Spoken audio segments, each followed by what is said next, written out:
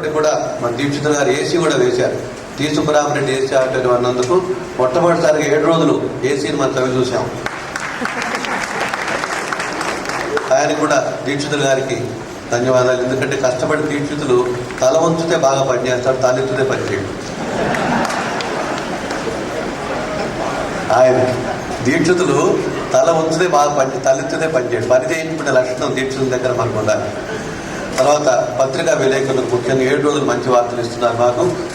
Electronic మీడియాకి నిజానికి electronic media వ్యాపార సంస్థలు, వాళ్ళు యాడ్స్ వస్తే మూడు డబ్బు వస్తుంది. ఈటీవీ కానీ, మా టీవీ కానీ, TV9 కానీ, TV5 కానీ, జెమిని, ఇవన్నీ కూడా వాళ్ళ బోలెడు డబ్బులు వచ్చే టీవీ. ఒక్క దూరదర్శన్ తప్పితే, దూరదర్శన్ మన టీవీ, ప్రజల టీవీ కాబట్టి వారు రారు కవరేజ్. ప్రజల టీవీ ఎప్పుడు ప్రజల కోసం రాదు కాబట్టి వారు మాత్రం కవరేజీకి తోచినప్పుడు వస్తారు. వీళ్ళు మాత్రం 2:30కే వచ్చి కమర్షియల్ టీవీస్ వెళ్ళి 2:30కే వచ్చి ఏమొస్తుందో వాళ్ళకి కార్యక్రమం కవర్ చేసి ఎస్పీ రామసుబ్రహ్మణ్యం పాడుతున్నాడు. ఇక్కడ అప్కమింగ్ ఆర్టిస్టులు, సీనియర్స్ పాడుతున్నారు. వీళ్ళని ఆ టీవీలో చూపిస్తే వాళ్ళకి ఏమొస్తుంది, యాడ్స్ వస్తాయో రావు. అయినప్పటికీ కూడా వాళ్ళు ఎంతో మేనేజ్మెంట్ కానీ ఆ కెమెరాలు మోసుకొని, భుజాలు వేసుకొని, పెట్టెలు మోసుకొని, లైట్లు మోసుకొని 2:30కు వచ్చి 9-10 దాకా ఉండి ఇవన్నీ కవర్ చేసి మళ్ళీ టీవీలు ఇవాళ TV9, TV1 వాటి 1 అవర్ ఇచ్చేశారు. అలాగే జెమిని వారు, మా టీవీ వారు, TV5 ఒకళ్ళని కాదు అందరూ కూడా మాకు సహకరిస్తున్నందుకు నిజంగా మేము ఆనందిస్తున్నాం. ఎందుకంటే మా సక్సెస్ లేదు. ఇదే మాకు ఈ 3 రికార్డ్స్ కంటే కూడా మీరందరూ ప్రేక్షకులు, ఈ టీవీలు, పబ్లిసిటీ మీరందరూ ఇస్తున్న రికార్డే మాకు రివార్డుగా మేము భావిస్తున్నాం. ఈ కార్యక్రమానికి మరోసారి ధన్యవాదాలు చెప్తూ చివరిగా గానాంజలి ఈ కార్యక్రమానికి coordinator, secretary, Ghantasala international foundation trust secretary ఆమె మాట్లాడతారు. అలాగే మరొద్దరికి నేను ధన్యవాదాలు చెప్పుకోవాలి. బయట కూర్చున్నటువంటి ఆ కౌంటర్ దగ్గర కూర్చున్న శైలజారాణి గారు, ఆమె ప్రోద్బలం వల్ల, ఆమె సహకారం వల్ల ఈ కార్యక్రమం చేయగలుగుతున్నాము. ఆమె ఒక ట్రస్ట్. అలాగే బాలాత్మ సుందర్ గారికి కూడా ధన్యవాదాలు. నేను చిన్నదాన్ని అయినప్పటికీ నా మీద నమ్మకంతో, విశ్వాసంతో నేను ఈ కార్యక్రమాన్ని చేయగలను అని నా మీద ఎంతో విశ్వాసంతో నాకు ఈ బాధ్యతను ఇచ్చినటువంటి, ఇంత పెద్ద బాధ్యతను నాకు ఇచ్చినటువంటి వంశీ రామరాజు గారికి నేను నా హృదయపూర్వక నమస్కారాలు తెలియజేసుకుంటున్నాను.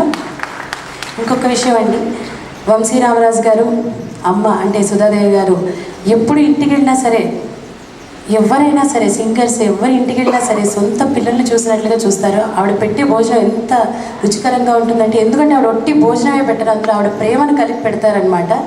ఎంతో ఇంకొంచెం తినండి అంటూ అంత బాగా మమ్మల్ని చూడబట్టే మేము ఈరోజు నిజంగా వాళ్ళని మమ్మల్ని సొంత పిల్లల్లాగా చూసుకొని మమ్మల్ని పైకి తీసుకురావాలని వంశీ రామరాజు గారు, సుధామ్మ వీరిద్దరికి కూడా నేను ప్రత్యేకంగా నా కృతజ్ఞతలు తెలియజేసుకుంటున్నాను.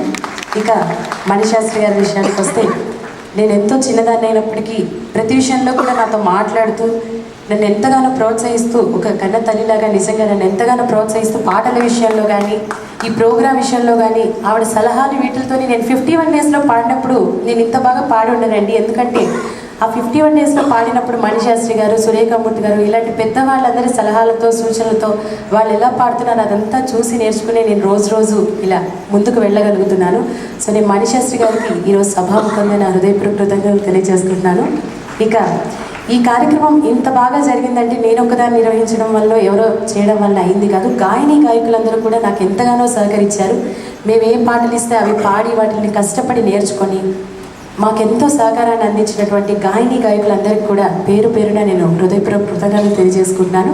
ఇక ఆర్కెస్ట్రా 65 పాటలకి వాయించాలి అనగానే హైదరాబాద్లో ఏ ఒక్కళ్ళు కూడా అసలు ముందుకు రాలేదండి. 65 పాటలకి వాయించడం అంటే చాలా కష్టమైన పని, నోటేషన్స్ ప్రాక్టీస్ చేయాలని. అయినా ఎంతో ధైర్యంతో, ఎంతో చిత్తశుద్ధితో మేము ఈ ప్రోగ్రామ్ని చెయ్యాలి, మేము చేస్తాం కష్టపడని అహర్నిశలు శ్రమించి రాత్రి 2-3 వరకు కూడా రోజు నోటేషన్స్